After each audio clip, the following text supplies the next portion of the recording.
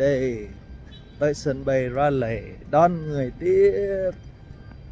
Đây, sân bay White với mọi người. Đây là sân bay Raleigh.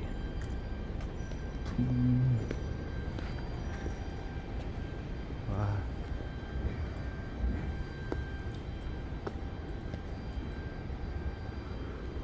Nhà xe.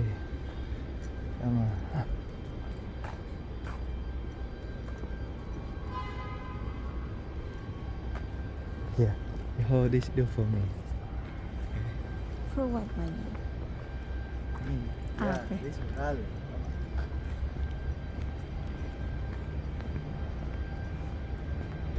Really?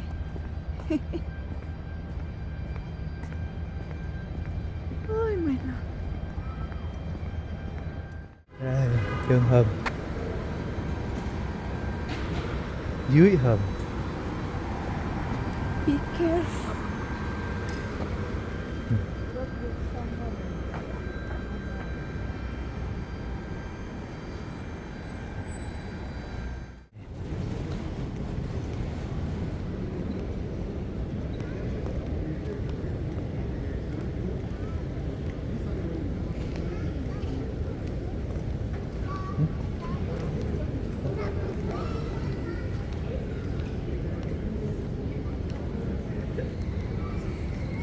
Đón người ở đây. Ok. Đây, thành viên trong gia đình.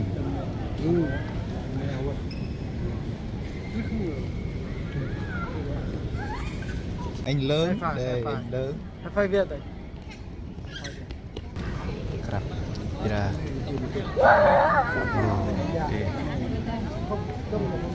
Thành viên trong gia đình đông người chuẩn bị đón.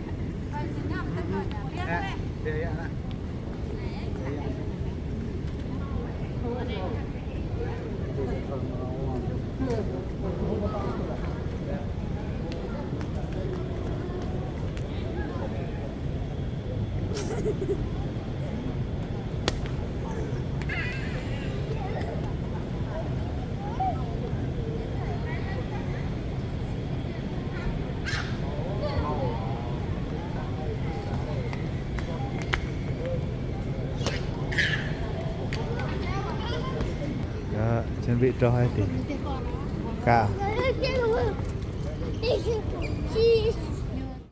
Giới thiệu cho mọi người thêm rõ hơn, đây là tầng trên là người ta đi ra.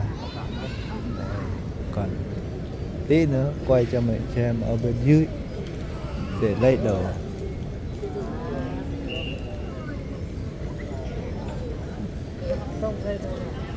Wow, ngày nay đang hồi hộp chờ gia đình tới.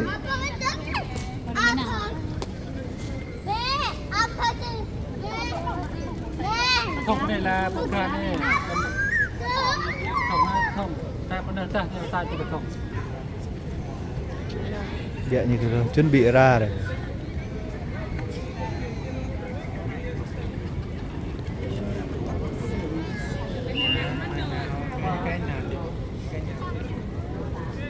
Đi bố đi.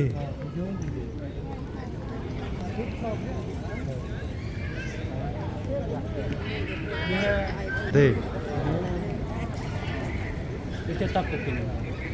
Đi rai đi, berah betul. Ada. Đi ayah rai đi, na đi.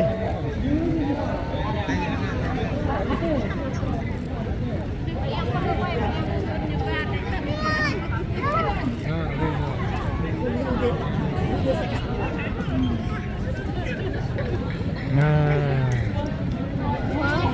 Ồ, tới rồi. Đây đây bia ơi.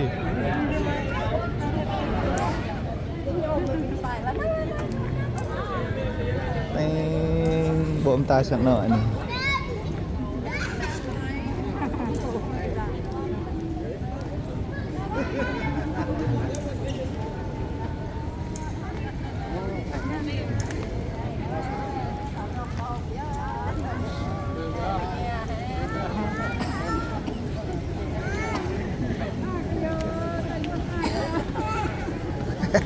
Buaya nanti.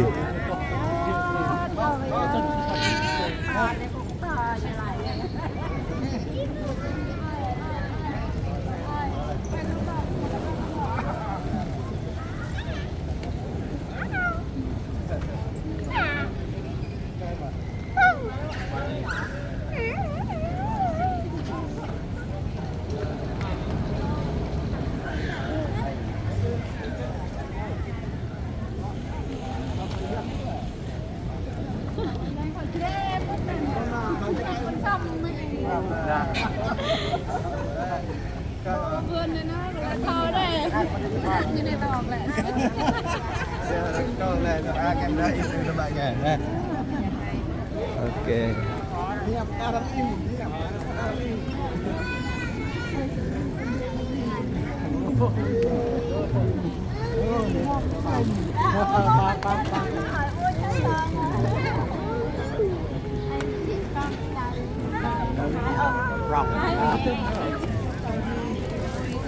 Rồi, kìa. Nạ tum không. Yeah. Yeah.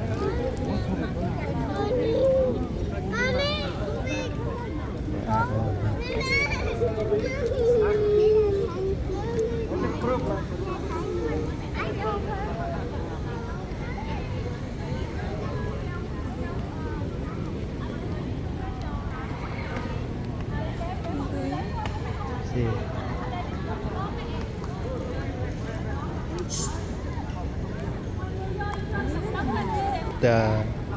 The thing. Bottle. Đây quảng cáo ở dưới nữa, tầng dưới là tầng người ta để đồ.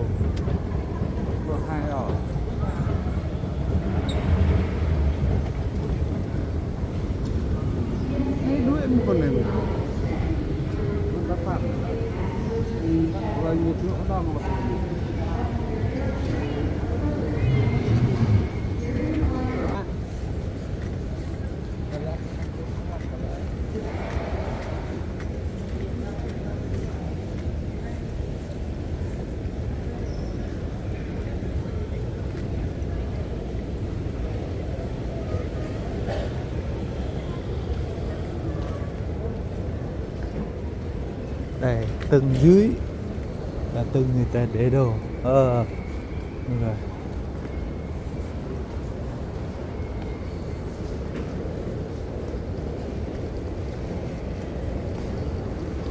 Chuẩn bị đưa ra. Nhanh lẹ con.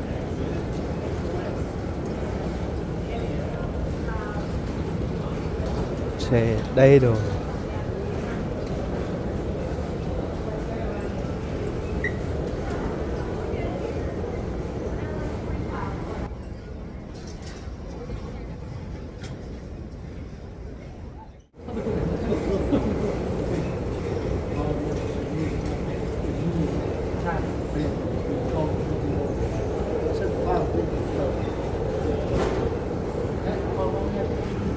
Đây là lúc đang hồi hộp chờ thung ra. Đó, cái mặt đang hồi hộp này, chờ hàng hóa. Đó hả?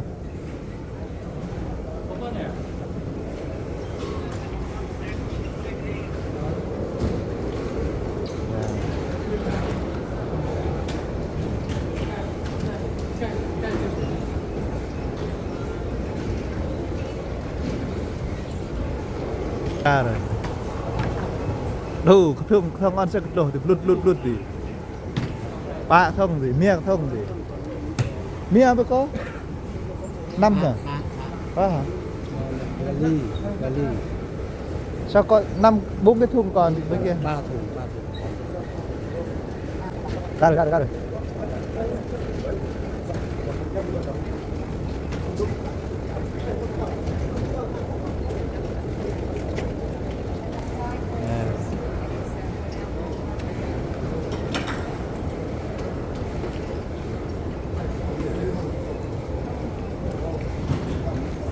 Ồ, đó hả?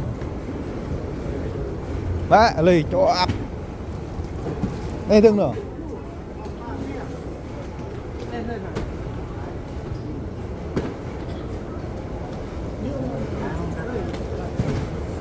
Lỡ. Đã răng nữa. Tiếng hả ta thì. Aduh, nak yuan bạn. Đi, cứ lo đi thì.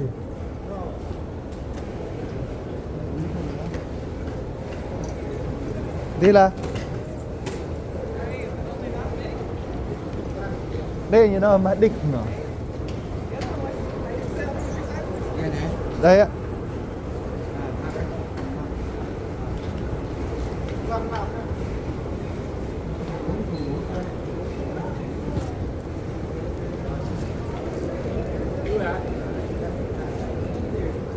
Người chuẩn bị lên đường. Tiếp tục.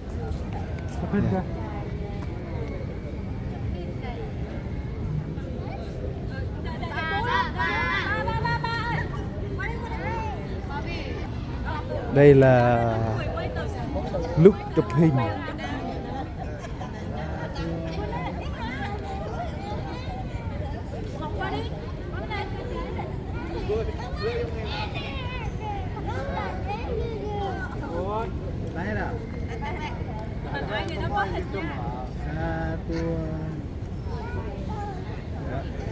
Ôi dạ nhiều quá.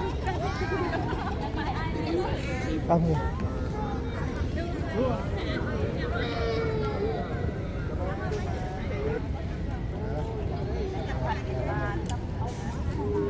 Nhà báo.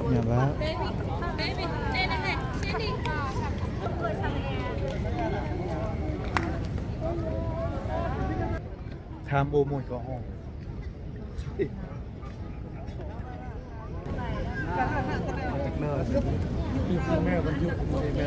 Tùm nè, ôi, ní đang lại miệng lọc kỵ này, nó bao nhiêu phụ nữa, miệng lọc kỵ. Ôi, strong, ôi. Đang ơi, ôi. Ô, ní từng hồi, ôi. Miệng lọc kỵ bên ồ. Hôm nay đang hiện rồi, tuột lọc miệng kỵ như phụ nó lo. Well, say hi to the camera. Hey. Ủa cụp mày có cửa. Khá đây, bên này nhạy quay mãi răng. Cát Hong Kong hoặc là lo.